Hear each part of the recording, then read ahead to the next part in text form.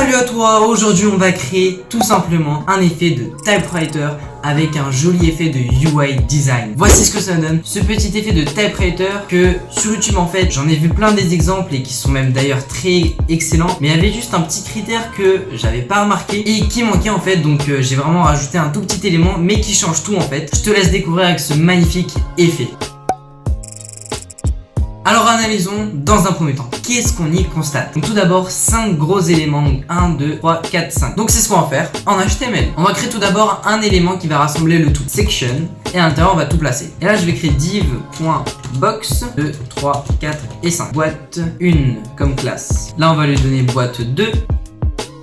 Middle box. Ok, à l'intérieur de cette middle box, on y retrouve quoi? Qui suis-je? Qui est sous forme de H1. Donc je vais marquer P, je suis. Et un autre P, étudiant, une classe de texte. Et là, chacun, texte 1 et lui, texte 2. Et enfin, on y retrouve P aussi. Et là, un petit H4 pour le mettre un peu plus en gras. Esprit web apprenti. Qui est donc en fait ma chaîne YouTube. D'ailleurs, n'hésite pas à t'abonner à ma chaîne YouTube. Je suis à un abonné décent.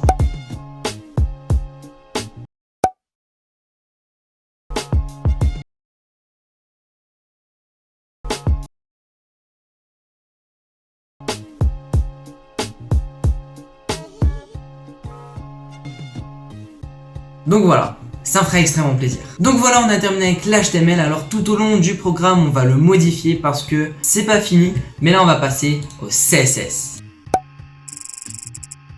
Et on va commencer à personnaliser avec notre body. Je vais donner une largeur, oui 100%, et une hauteur de 100 VH. Et vu qu'on a également qu'une seule page, on va lui donner un overflow de hidden. Et donc voici à quoi ressemble en premier temps notre site. Et ce que je te propose, c'est que dans un premier temps, on regarde ce petit effet de typewriter. Alors je vais mettre un fond familier de sans serif. Donc d'abord juste le texte, on personnalise le texte rapidement. On va lui donner une position relative, une font size de 60 pixels pour que ça soit bien grand, font weight de 700. Comme ça on le voit bien. Ah oui, j'ai oublié de faire en fait le lien avec le CSS. Donc nous y voilà, là c'est plus joli. On peut le constater ici, il est un peu décalé. On va faire margin 50 pixels et on va lui donner sa couleur qui est celle-ci. Je la colle tout simplement. Donc nous y voilà. Et là en fait ce qu'on va faire, c'est que je vais t'expliquer en quoi consiste, en fait comment est construit cet effet. Donc en fait on a ici notre texte et le 2 points before, c'est l'élément principal pour le typewriter. Et en fait, c'est un bloc qui cache le texte. Et en fait, ce bloc, il va se décaler pour pouvoir révéler le texte. Et ensuite, il se remet à sa place initiale pour le recacher. Et en fait, à force, après, on va changer de mots. Mais pour changer les mots, ça, c'est juste après. Là, d'abord, on va faire ce petit bloc qui se décale et qui se remet à sa place. Donc pour cela, on va faire texte 2, 2 points, before. On va lui mettre une position absolute avec un content vide, left 0 et top 0 avec une background color de notre élément. Et on va également, donc nous ce qu'on veut, c'est remplir le texte entier. Donc on va marquer 8 100% et width 100%. Et voici ce que ça nous donne. On écrit margin left. Donc voilà. Alors, comment ça se fait qu'on couvre pas tout le texte là? Là, on couvre jusqu'à la fin de la page en fait. Et ça, c'est parce que c'est un P. Et le P en HTML, il prend toute la longueur de la page jusqu'à la fin. C'est pour cela qu'on va le modifier en span. Et non, je m'étais pas trompé dans la vidéo, c'est juste pour que tu puisses comprendre correctement. Donc, on va marquer span. Et nous y voilà, ça couvre le texte entièrement. Ok, maintenant, on va passer à l'étape un peu plus technique.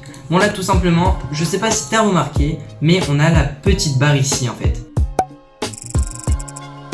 Et bien on va la créer avec tout simplement un border left. On va marquer 3 pixels solides et on va lui donner la couleur du texte qui est ici. Donc tout simplement hashtag et on reprend cette couleur là. Donc voici ce que ça nous donne. Et maintenant en fait on va l'animer pour que pendant un très court instant, hop hop, il s'affiche, il disparaît. Il s'affiche, il disparaît. On va créer un keyframes.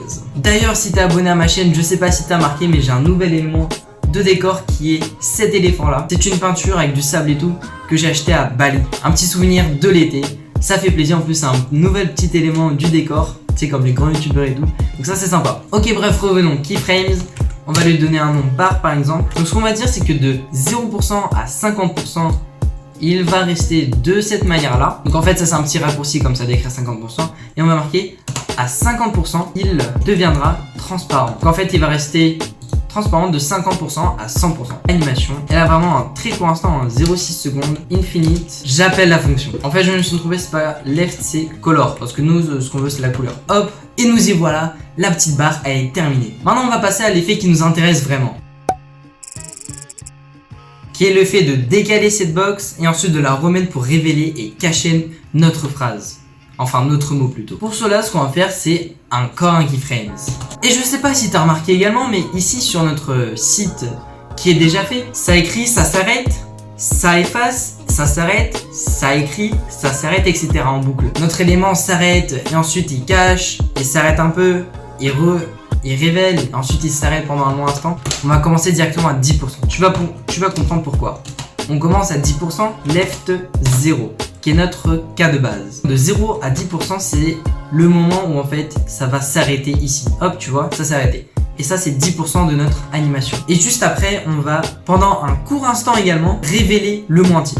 Donc ce qu'on va faire, c'est que on va marquer jusqu'à 30%. Donc en fait, la révélation, c'est de 10% à 30%, durant donc 20%. On va pas uniquement marquer 30%, mais on va marquer 30% jusqu'à 80%. Et ça, en fait, c'est le moment où il s'arrête à la fin. Qu'est-ce qu'on va faire? C'est qu'on va marquer left 100%, tout simplement. Et en fait, de 80 à 100, on va revenir au départ pour cacher l'élément. Left 0.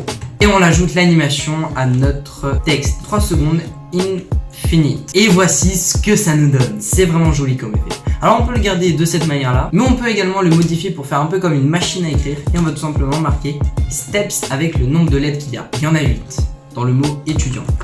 Hop, j'actualise et voici ce que ça nous donne.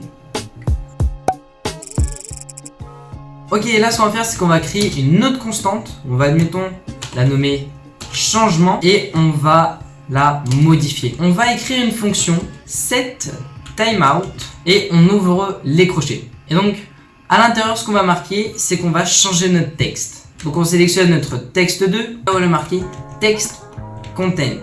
C'est une fonction pour pouvoir, on va dire, changer le texte en fait. Et on va marquer étudiant, qui est en fait notre texte de base. Là, un élément très important, c'est qu'on va marquer entre le crochet et la parenthèse, virgule 0. Ça veut dire que dès le temps 0, donc dès le lancement de la page, on aura ça. Et en fait, ce qu'on va faire ici, c'est qu'on va enlever dans l'HTML notre mot étudiant. Et si j'actualise, donc en fait, on n'a plus rien. Et ce que je vais faire, c'est que je vais tout simplement exécuter notre fonction. Et là, en fait, on voit que ça fonctionne. Bah, c'est génial. Mais maintenant, ce qu'on va faire, c'est qu'on va ajouter les autres mots. Et pour cela, on va tout simplement réécrire notre set timeout et on va lui marquer encore la même chose, texte 2. Et là, on va dire que ça va changer en YouTuber. Mais ça va pas changer comme ça. Ce qu'on va faire, c'est qu'on va rajouter également le petit élément ici qui nous manque. Et en fait, cet élément, il est en fonction également du temps que tu as marqué en CSS ici, dans l'animation. Donc nous, on a marqué 3 secondes. En JavaScript, c'est tout le temps en millième de seconde. Donc on va marquer 3000. Et là, ça veut dire que toutes les 3 secondes, on va passer de étudiant à YouTuber. Enfin, pas toutes les 3 secondes, les 3 premières secondes. Donc là, si je lance, hop, étudiant, ça cache, YouTuber. C'est excellent. Voilà, on veut intégrer un troisième mot par exemple. On va marquer toujours encore la même chose. Et là, on va marquer débutant. Et là, vu que c'est encore toutes les 3 secondes, on va rajouter plus 3 secondes. Donc, ce qui nous donne 6000 millièmes de seconde. Hop, j'actualise.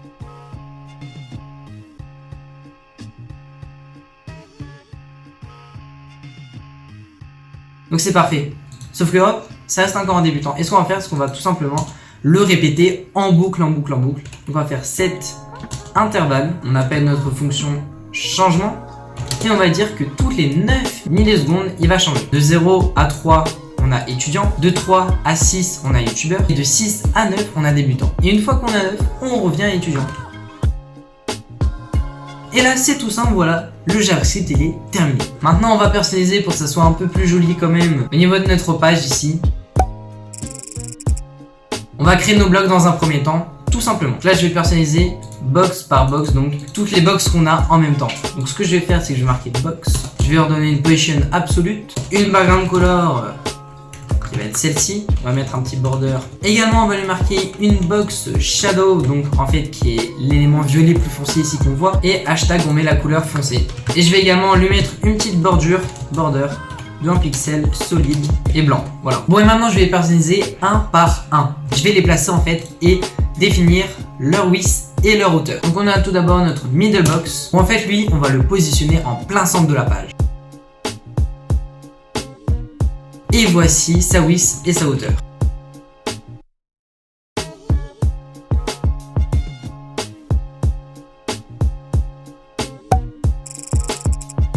Ce qu'on va faire, c'est peut-être d'abord le qui suis-je. Et là, en fait, ce qu'on va faire, c'est qu'on va disperser tous nos éléments. Comme ici, en fait, on a l'élément 1, il est tout en haut. L'élément 2, il est au centre. L'élément 3, il est en bas. Pour cela, dans notre middle box, on va marquer display flex. Et on va marquer donc justify content space between. Oula, ça bug beaucoup. Mais oui, parce que nous devons lui marquer flex direction colonne. Et donc voilà, nous ce qu'on va faire c'est qu'on va aller regrouper les textes. Donc en fait on a notre premier élément qui est qui suis-je, ensuite le deuxième qui est le texte ici et le troisième c'est le petit texte. Donc on va marquer une div pour ces deux textes là, hop comme ça. Et enfin je recrée encore une div pour ce texte là. Donc là par magie, hop, on retrouve notre joli texte. Donc, je vais donner une petite classe, on va lui marquer petit texte, un font size de 25 pixels. Alors, notre H4, on va plutôt un peu plus l'agrandir. On va le mettre en H2 par exemple. Et on va lui mettre un petit peu d'espacement comme on peut voir ici. Et margin top 10 pixels. Hop, voilà. Alors, on remarque qu'on a un petit trait au niveau du qui suis-je, donc on va le rajouter.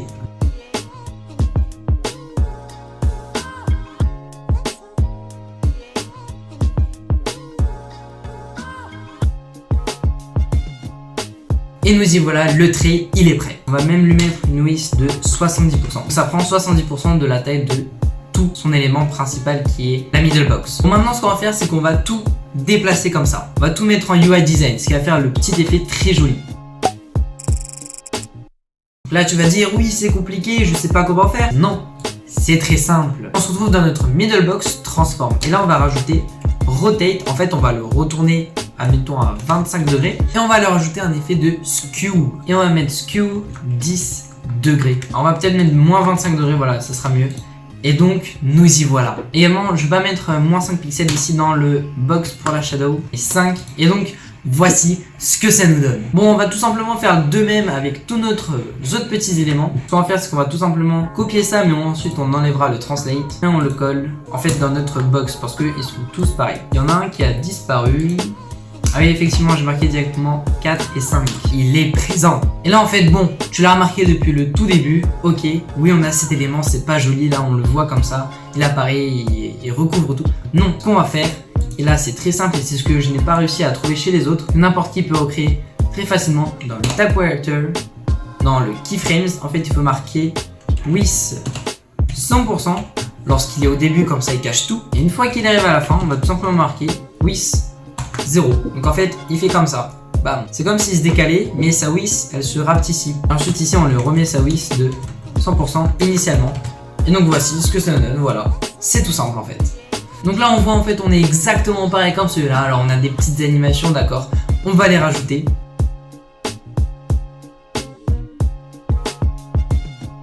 Lorsqu'on fait un transform, qu'on a d'autres conditions, il faut les rajouter par la suite. Et là, hop, il se déplace tout simplement. Et là, ce que je vais faire, c'est que je vais créer d'autres keyframes pour les autres box pour pas que ce soit tous les mêmes et un peu décalés bizarrement. Donc ce que je vais faire, c'est que je vais juste le copier-coller.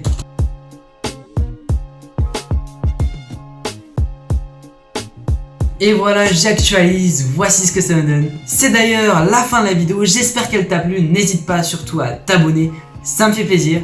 Et moi je te dis à bientôt pour une nouvelle vidéo. Ciao!